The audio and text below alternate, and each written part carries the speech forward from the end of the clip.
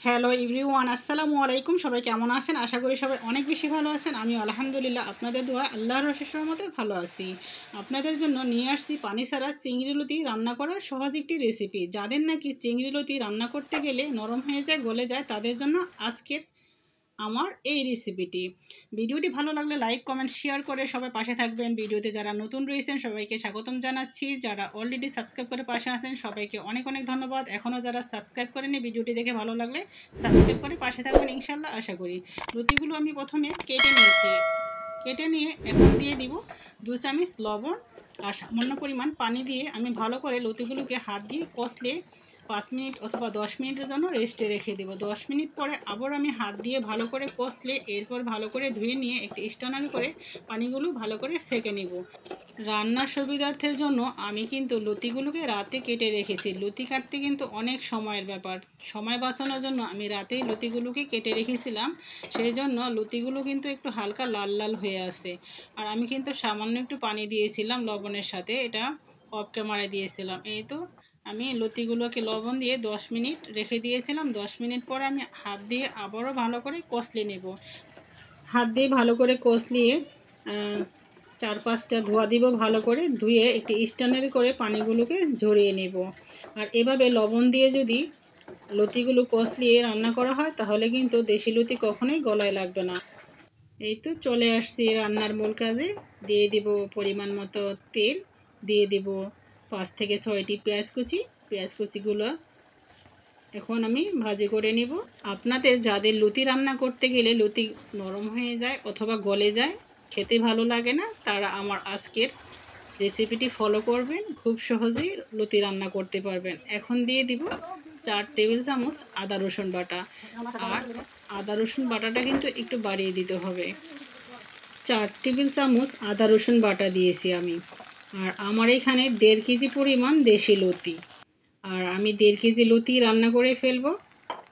দিয়ে দিলাম সামান্য পরিমাণ পানি, কারণ লতিগুলো রান্না করে আমি একা খাবো না, সবাইকে নিয়ে খাবো। সেই কারণে সবগুলো লতি আমি একসাথে রান্না করে ফেলবো। আর বেশি লতি বলে আমার মশলাটা একটু বেশি লাগবে, আপনারা লতি বুঝে কম বেশি করে মশলা দিবেন। এই তো আদা রসুনটা একটু কষিয়ে নিলাম। এখন দিয়ে দিব স্বাদ মতো লবণ, দিয়ে দিব 1/2 টেবিল চামচ হলুদের গুঁড়া, দিয়ে দিব 1 টেবিল চামচ মরিচের গুঁড়া, দিয়ে দিব 1/2 টেবিল চামচ ধনিয়ার গুঁড়া, দিয়ে দিব 1/2 টেবিল চামচ জিরার গুঁড়া। আর চিংড়ি লতি পছন্দ করেন না এমন কোনো মানুষ কিন্তু খুঁজে পাওয়া যাবে না। চিংড়ি লতি কিন্তু সবাই খুব পছন্দ করেন। আমার কাছে আমার ফেভারিট খাবার হচ্ছে চিংড়ি লতি, পাট শাক, এগুলো। এখন আমি মশলাটাকে ভালো করে কষিয়ে নেব। আমি আরও 1/2 টেবিল চামচ হলুদের গুঁড়া, 1/2 টেবিল চামচ মরিচের গুঁড়া, 1/2 টেবিল চামচ ধনিয়ার গুঁড়া দিয়ে দিলাম। সব মিলিয়ে মরিচের গুঁড়া দিয়েছি 1.5 টেবিল চামচ, হলুদ গুঁড়া দিয়েছি 1 টেবিল চামচ, ধনিয়ার গুঁড়া দিয়েছি 1 টেবিল চামচ, জিরার গুঁড়া দিয়েছি 1 টেবিল চামচ। জিরার গুঁড়াটা শেষবার আমি অফ ক্যামেরা দিয়ে ফেলেছিলাম। আর সামান্য পরিমাণ পানি দিয়ে মশলাটাকে এখন ভালো করে কষিয়ে নিব। মশলাটা থেকে যেন কাঁচা গন্ধ না বের হয়। যতক্ষণ পর্যন্ত কাঁচা গন্ধ বের হবে ততক্ষণ পর্যন্তই আমি কষিয়ে নিব। এই তো মশলাটা আমার ভালো করে কষানো হয়ে গেছে। এখন দিয়ে দিব ধুয়ে রাখা চিংড়ি মাছ।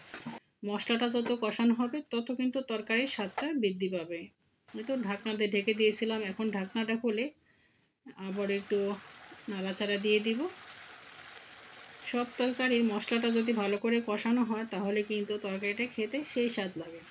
চিংড়ি মাছটা মশলার সাথে কষানো হয়ে গেছে। এখন দিয়ে দিব ধুয়ে রাখা লতি। আর লতি থেকে পানিটাকে ভালো করে ঝরিয়ে নিয়েছি।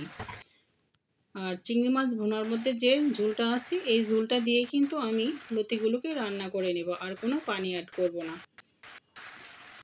আমার আজকের রান্নার টিপসগুলো খেয়াল করে লতি রান্না করবেন সব সময়। কখনো লতি একটার গায়ে একটা লেগে যাবে না, নরম হয়ে যাবে না। আর এভাবে লতি রান্না করলে কিন্তু খুবই ভালো লাগে খেতে। আর আমি যখনই লতি রান্না করি আমার লতি কিন্তু কখনই নরম হয়ে যায় না এবং কি একটার গায়ে একটা লেগে যায় না। আমার লতি খেয়ে আমার শাশুড়ি মা খুবই পছন্দ করেন, যে আমার মায়ের হাতের লতি রান্না, আমার মা এভাবে লতি রান্না করতো। আমার তার মায়ের উপাধি দেয় আমি যখনই লতি রান্না করি, যে তার মায়ের মতো নাকি আমার হাতের লতি রান্না হয়। আমার লতি একটার গায়ে একটা কখনোই লেগে যায় না। লতিটা সিদ্ধ হওয়ার আগ পর্যন্ত কিছুক্ষণ পর পরে এভাবে নাড়াচাড়া দিয়ে দিব। আর যখন ওকে দেখবো লতিটা ভালো করে সিদ্ধ হয়ে আসছে তখন আর ভালো করে নাড়াচাড়া দিব না, কারণ যদি বেশি নাড়াচাড়া দিতে যাই তাহলে লতিটা গলে যাবে। এই তো রান্নাটা প্রায় হয়ে আসছে আমার। দেখেন কতগুলো লতি ছিল আর কতটুকু হয়ে গেছে। আমি সবটা লতি কিন্তু রান্না করেছি। এই লতিগুলো কিন্তু আমি একা খাবো না, সবাইকে নিয়ে খাবো। এই তো ঢাকনা দিয়ে ঢেকে রেখেছি, আবার কিছুক্ষণ পর পর ঢাকনা খুলে আবারও নাড়াচাড়া দিয়ে দিচ্ছি। রান্নাটা কিন্তু প্রায় হয়ে আসছে আমার। এই তো আমি এখন চিংড়ি মাছগুলোকে উপরে দিয়ে সাজিয়ে একটু পরিবেশন করে নিব দেখার সৌন্দর্যের জন্য। লতিটা আমার রান্না হয়ে গেছে। আমার আজকের ভিডিওটি আপনারা যারা ধৈর্য সহকারে দেখেছেন সবাইকে অনেক অনেক ধন্যবাদ। আমি দেখিয়ে দিচ্ছি, দেখেন একটার গায়ে কিন্তু একটা লতি লেগে যায়নি, এক মানে গলেও কিন্তু যায়নি, পুরো আস্তে আস্তেই কিন্তু আছে। আমি বারবারই কিন্তু দেখিয়ে দিলাম আমার লতিগুলো পারফেক্টভাবে রান্না হয়েছে।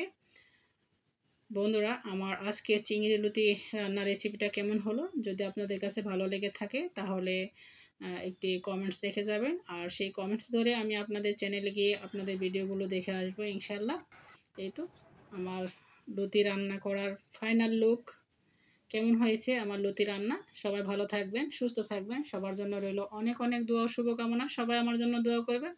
আসসালামু আলাইকুম, আল্লাহ হাফেজ।